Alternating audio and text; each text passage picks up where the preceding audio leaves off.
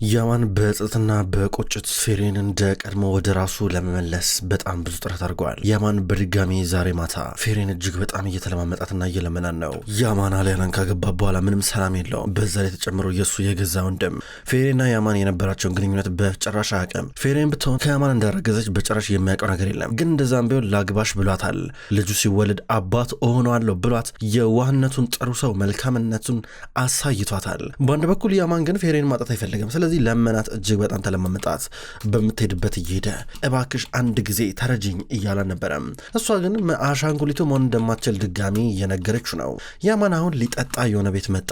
ወንድሙ ኦካን እየፈለገው ነው በጥብ። ወንድሙ ኦካንና ኦማር ከቡራል ጋር በተፋጠጡበት አጋጣሚ ያማን በፍቅር ልቡ ተጉርቶ ቁጭ ብሎ የሆነ ቦታ መጥቶ እየጠጣ ነበረ። በላዩ ቶሎ ቶሎ ቶሎ ቶሎ አሁንም እየደጋገመ ይለዋል። ከዛም በኋላ በተደጋጋሚ ኦካን እየደወለለን ነበረ። ኦካን ሲደውልለት ያማን አነሳም። ኦካን ቴክስት ላከ። ወንድሜ ስልክን አንሳ፣ አስቸኳይ ነው እባክህ የሚል ነበረ። ነገር ግን ያማን ስልኩን ማንሳት አይፈልግም፣ ወይም ደግሞ ቴክስቱን እየመለሰለት አይደለም። ፌሬን ብትሆነ ቤት ከመጣሽ በኋላ መብራት አጥፍታ አድርገዋ ላይ ጋደም ብላለች። እሱ የነገራትን ነገር እያስታወሰች ነው። በመካከላችን ያለውን ነገር በአንድ ጊዜ ልታዩ ነው እንዴ? በአንድ ጊዜ የሚሰረዝ ነገር ነው እንዴ?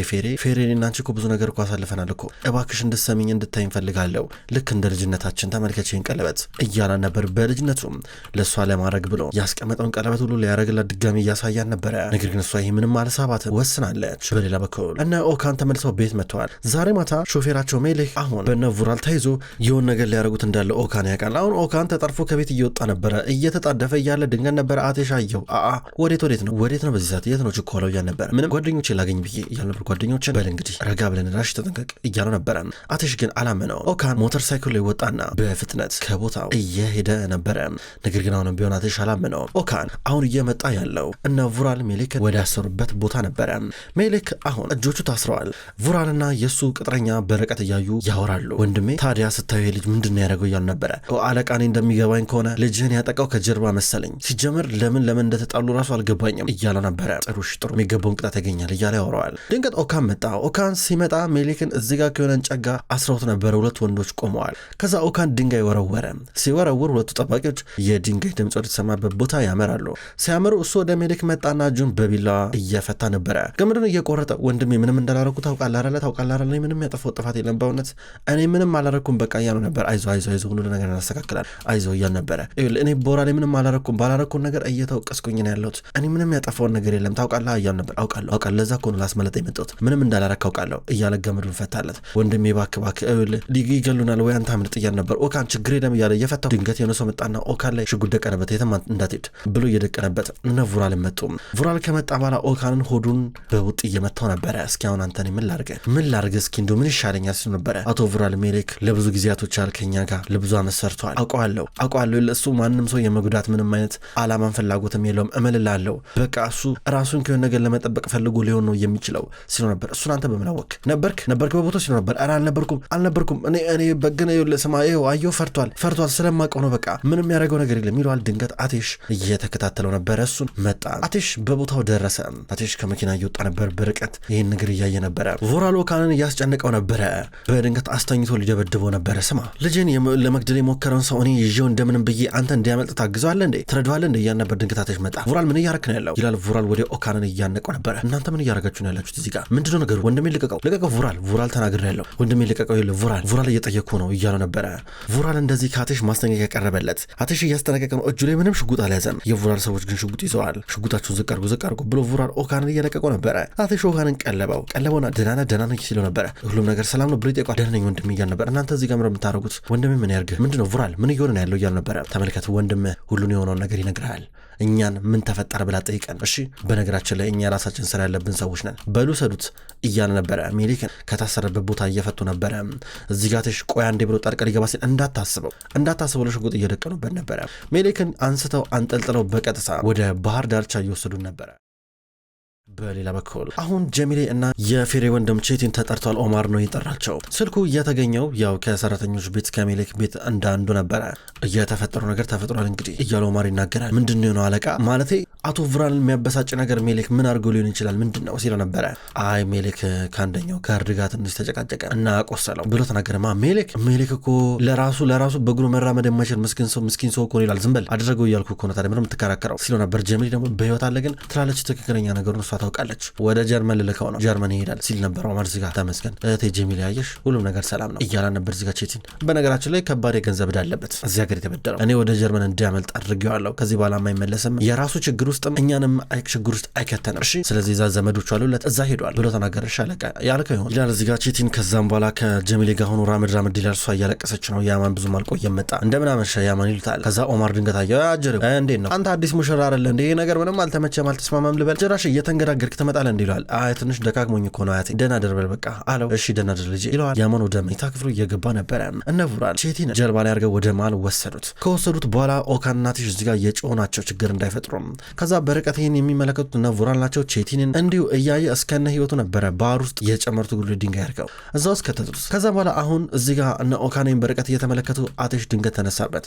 አንደኛውን ሽጉጡን ተቀብሎ ይመታውና ቡራል ይደቅንበታል። ስማ እንደው የኦማር ልጅ ናችሁ ብዬ ነው የተኳችሁ። እሺ እንደው ሌላ ሰው ልጅ ብትሆኑ ኖሮ ጨርሻችሁ ነበረ። ጭራሽ ነው የማለት ታገሳችሁ እያለ ነበረ። አሁን በመጣችሁበት መንገድ ተመለሱ ይላል። አቴሽ ሁሉ ውስጥ ገብቷል። ኦካን ደግሞ አቴሽ እውነቱን ነው ቡራል እንሂድ በቃ እዚህ ምንም አንሰራም እባክህ ሰው ሚልን ስማ እያለው ነበረ። አቴሽ ሽጉጡን ዝቅ አረገ። ሽጉጡን ሰጣቸው። ከኦካን ጋር እየተመለሰ ነበረ። በሌላ በኩል ያማን ወደ ራሱ መኝታ ክፍል እየመጣ ነው ያለው። አሊያና እሱ የሚተኛበት ሶፋ ላይ ተኝታ ጠበቀችው። እዛው ላይ ለጥ ብላለች። ከዛም በኋላ እሱ በሩን ከፍቶ ወደ ውስጥ እየገባ ነበረ። ገባና ምንም አላረገም። አልጋው ላይ ወጥቶ በጎን በኩል ጋደም እያል ነበር። እንቅልፉ ሊተኛ ደክሞታል። ደግሞ ሰክሯል። በአንድ በኩል እና አቴሽና ኦካን እየተመለሱ ናቸው። አንተ ለምንድን ነው ነገር ከኔ ደበከኝ? ለምን ደበከኝ? ከኔ መደበቅ ምን ያስፈልጋል እያል ነበረ። ምን እንደተፈጠረ ስላልጠየቀኝ እያል ነበር። እንዴት ነው የምጠይቀህ? ሳላቀርቼ እንዴት ነው የምጠይቀህ? አንተ መነካ እንዴ? ቡራል የሚባል ሰው እንዴት ከሱ ጋር ትጣላላችሁ? ኦካን ለምን እንደዚህ ነገር ከኔ መደበቁት? እሺ ቢያንስ አልነግሩኝም? ስለ ብዙ ነገር ዋሸኝ። እሺ ስለ ኮንትራክቱም ዋሸኝ። አይኔን እያየኝ ዋሸኝ። አንተ ከመጀመሩ ውሸታም ሆንኩ እያል ነበረ። ወንድሜን የሚያወቁት እኮ አሁን እኮ ነው እንዴ? ለምን መጨቀጨቀኝ? ቆይ አንተ ምን ማድረግ ነበረብኝ? በቃ አያቴ ለማንም ሰው እንዳትናገር ብሎ ነበረ። ተገድጄ ነው ዝም ያልኩት እያል ነበር። ኧረ እባክህ ሌላ የምትለው ነገር የለም? በጣም ነው የምትገርመው ኦካን።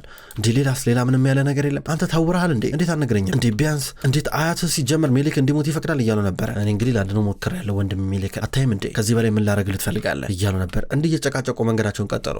ከዛ ዝጋትሽ እኔ ማረገውን ነገር አውቃለሁ። ቡራል የሚባል ማይረባ አውሬ መቀጣት አለበት ብሎ በቀጥታ ፖሊስ ጣቢያ መጣ። ከመኪና ውስጥ እየወጣ ነበረ። ኦካንንም ናውጣ እያሉ ነበር። ናውጣ ለፖሊሶች ሁሉን ነገር እንናገራለን ናውጣ ብሎ የመኪናውን ቀበቶ ፈታለትና እንዲወርድ እያደረገው ነበረ። ምን ማለት ወንድሜ ስማ ተውቶ ይቅርብን በእናትህ እዚህ ነገሮች ፖሊስ አንክተት እባክህ በራሳችን መንገድ እንፍታ ይለዋል። አይደለም ስማ ሁሉንም ነገር በሜሌክና በቦራ መካከል ስለነበረው ጭቅጭቅን ጠለ ሁሉን ነገር ታስረዳቸዋለህ ገባ? ከዛ በኋላ እንዴት በስተት ሜሌክ እንደተገደለ ትነግራቸዋለህ እያለው ነበረ። እንዲህ ሲለው ድንገት ኦካን ልብ ህመሙ ተነሳበት መሰል ወደቀ። በአንድ ጸጥ ብሎ ራሱን እየሳተ ነበረ። ወዲያው ሆስፒታል ይዞት እየመጣ ነው። በሌላ በኩል አሊያና በጠዋት ከያማን ቀድማ ከእንቅልፏ እየተነሳች ነው። ከእንቅልፏ ተነስታ ስትመለከት ያማን አልጋ ላይ ጋደም ብለዋል። በጸጥታ ቀስ ብላ ድምፅ ሳታሰማ ለመቀስቀሱን ሳትፈልግ ከጎኑ ጋደም ማለት እጇን እላዩ ላይ እያስቀመጠች። በሌላ በኩል አሁንና አቴሽ ሆስፒታል ነው ያደሩት። አቴሽ ዶክተሩን አገኘው። እንዴት ነው ነገሩ እያለው ነበር። ደህና ነው ላሁኑ ማለቴ ይሄ እንትን ነው በጭንቀትና በአንዳንድ ድብርት ምናምን ነገር የሚመጣ ነገር ነው። እባካችሁ ልጁን አታስጨንቁት። ለትንሽ ጊዜ ከድብርትና ከጭንቀት መራቅ አለበት። እሱ የሚያስከፋ ነገር እንዳታረጉም ማለቴ ከጊዜ ወደ ጊዜ በእርግጥ እየተሻሻለ ይሄዳል ብሎት ይሄዳል። አቴሽ ገባ። ኦካንን ጠየቀው። አንተ ግን አያቴን ይህን ያልትፈራዋል እንዴ ሲለው ነበረ። ለምን አልፈራው? ቤቱ አይደል እንዴ? ድርጅቱ ሀብቱ ያለው በሱ ስም አይደል እንዴ? ከፈለገ እኮ ጠልዞ እኮ ሊያስወጣኝ እኮ ይችላል። ምንድን የገዛ ቤቱን ምን አማራጭ አለኝ? እስኪ አንተ ስታስበው ወንድሜ ፈራሁኝ፣ በሆነ ፈራሁኝ። ፖሊስ በቃ ቡራል ቤት ከሄደ በቀጣይም እንደሚጠብቀን ታውቃለህ።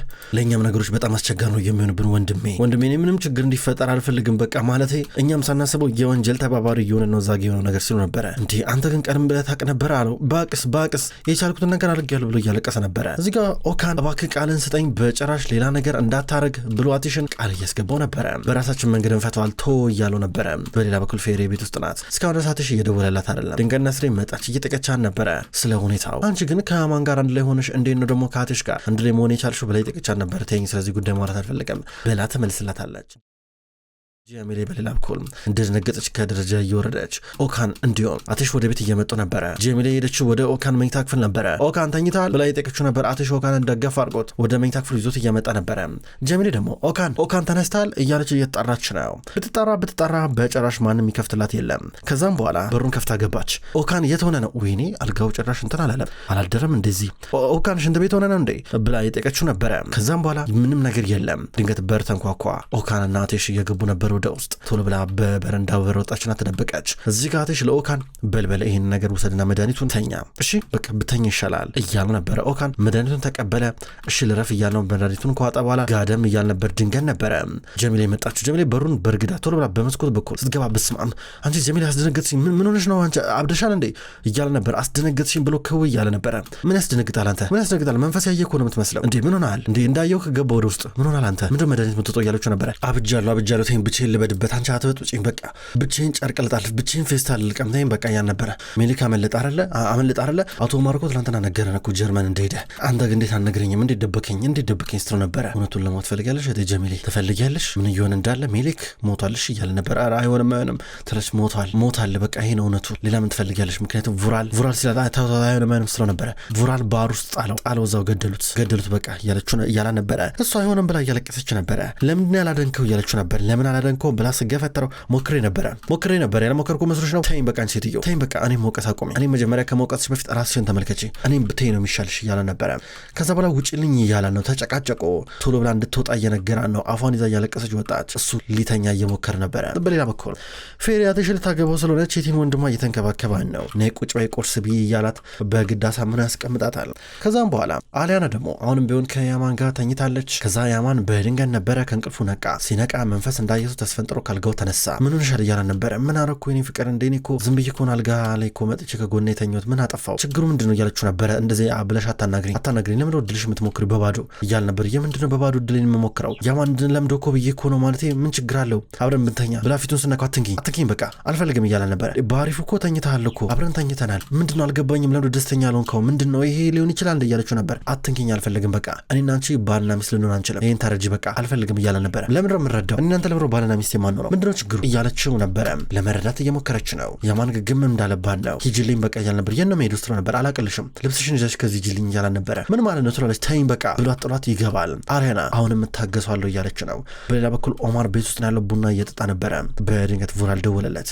ስልኩን አነሳው። እየሰማኝ ነው ይላል። ትላንትና ማታ ቴሽና ኦካን በሰላም ቤት ገቡ ብሎ ጠየቀው። ምን ተፈጠረ? ለምን ጠየቀኝ? የልጅ ላይ የተፈጠረ ነገር አለ እንዴ አለው። ለማንኛውም በጧት ፈልጋለሁ ማውራት ያለብን ነገር አለ አለው። ጥሩ እሺ መጀመሪያ ምን ተፈጠረ አልነግረኝም አለው። ስንገናኝ እነግርሃለሁ እያለው ነበረ። ከዛ ድንገት ጉልፈን መጣች የልጆቹ እናት። ከዛ ኦማር እዚህ ጋር ጉልፈን በቃ ልጆቹ ይምጡ ድርጅት እኔ ሄዳለሁ ቁርስ መብላት የለባቸውም እዛ ይበላሉ እያላን ነበረ።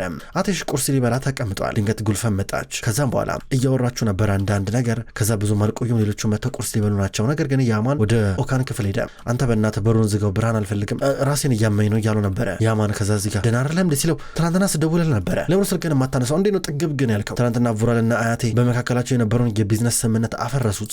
በቃ ብዙ ነገር ነበር የተፈጠረው እያለው ነበረ። ቼቲን እንደሞተ ጭራሽ አልነገረውም። አሁን ግን ፌሬ በመስኮት በኩል ከአባቷ ጋር እየወጣች እያየ ነበር ያማን። አትሽ ከዛ ወደ አባቷ መጣ። ለሶስት ሆኖ እያወሩ ነበረ። ከዛ እዚህ ጋር ያማን ይሄን ከኔ መደበቅ አልነበረብህ እያሉ ኦካን ይጠይቀዋል። አትሽ ደግሞ ከፌሬና ከአባቷ ጋር ሆኖ እያወራ ነበረ። ኦካንና ያማን መጨቃጨቅ ጀመሩት። አናደኛል እኔ መናገር ነበረብህ ይለዋል። አይደለም ይኸውልህ ስማ ወንድሜ ፌሬ በቃ አንድ ጊዜ አንተን መጥላት ጀምራለች። ለምን ነገሮችን ወደኋላ ድጋሚ ትመልሳለህ እያለ ይወተውቷል። ያማን ግን ውስጥ ገብተዋል። ኦካን የራሱ ወንጀል እንዳይገለጥበት ያማንን ለመያዝ ነው የሚሞክረው። በአንድ በኩል አትሽና ፌሬ ወደ ውጭ እየወጡ ናቸው። አትሽ ፌሬ ላድርስሽ እያለ ነው። ያማን ቀደም ብሎ ሊወጣ ነው። ነገር ግን ፌሬ ያትሽ መኪና ውስጥ ገብታ ትሄዳለች። በሩጫ መኪናው ሊከተለው ነው። ድንገት ጀሚሌ መጣች። እዚህ ጋር ያማኑ ወደ ራሱ መኪና ውስጥ ገብቶ ሊከተላቸው ነበረ። ጀሚሌ በረጋ ቆመች። እንዳትከተለው በቃ ስማ እሷ ፌሬን እሱ ሊያገባ ነው ከሰማኝ አይደለ? ባለፈው ማታ ቤት መጥቶ ነበር። ሁሉ ነገር ጠይቋል። ፈቅደንለታል። ለምን አታርፍም? ለምን ተስፋ አልቆርጥም እያለችው ነበር። ተስፋ አልቆርጥም ብሎ ያማራል። እሷ አይዞ ብላ ታባብለዋለች። በአንድ በኩል እዚህ ጋር አትሽ ፌሬን ትላንትና ማታ ፍቅረኛሽን አገኘሽው እንዴ ብሎ ጠየቃት። ከዚህ ቀደም የተወቹን ፍቅረኛዋን እሷ ከዛ አው ትንሽ ሞከረ። እኔ ግን ተስፋ አስቆርጦ ሞከርኩኝ እያለችው ነበር። ይሄ ነገር ለኔ በጣም ከባድ ጉዳይ ነው ገባሽ? በጣም ልቤ ይጎዳል እንደዚህ ስታረጊ እና ምናልባት ለቀጣይ ተጠንቅቂ እያላን ነበረ። ያማን ደግሞ እንደሆነ ሲያቅ ሊያብድ ይችላል። አሁን ገና ለገና ፍቅረኛሽን ትላንት ማታ አገኘሽው ብሎ እየተቆጣትና እየመከራት ነው። ክቡራን ተመልካቾች እንኳን ወደ ቅጠል ቲቪ ዩቲዩብ ቻናል በሰላም መጣችሁ። ውድ ተመልካቾች በዛሬው ዕለት በቅጠል ቲቪ ዩቲዩብ ቻናል የክብር ጌጥ የሚሰኘውን ድራማ ተመልክተናል። ውድ ተመልካቾች ከዚህ በኋላ ይህን ድራማ ወደ እናንተ ከዘውድ እንዲሁም ከየማን ልብ ድራማ በመቀጠል እያፈራረኩኝ ወደ እናንተ ማድረሴን እቀጥላለሁ። ይህ ድራማ ወደ እናንተ ሲደርስ የምትወዱት ድራማውን የምታደንቁ ላይክና ሼር ኮሜንት እያደረጋችሁ ድራማውን ዘውትር እንድትከታተሉ በትህትና ጠይቃለሁ። ሁሌም በኮሜንታችሁ በላይካችሁ የምታበረታቱኝን ውድ ተመልካቾቼ እና አድማጮች ከልብ አመሰግናለሁ። በቀጣይ በሌሎች የየማን ልብ የዘውድ እንዲሁም የክብር ጌጥ ድራማ በአዲስ ክፍል እስከምንገናኝ ድረስ በያላችሁበት መልካም ቆይታ እንዲሆን ተመኘው።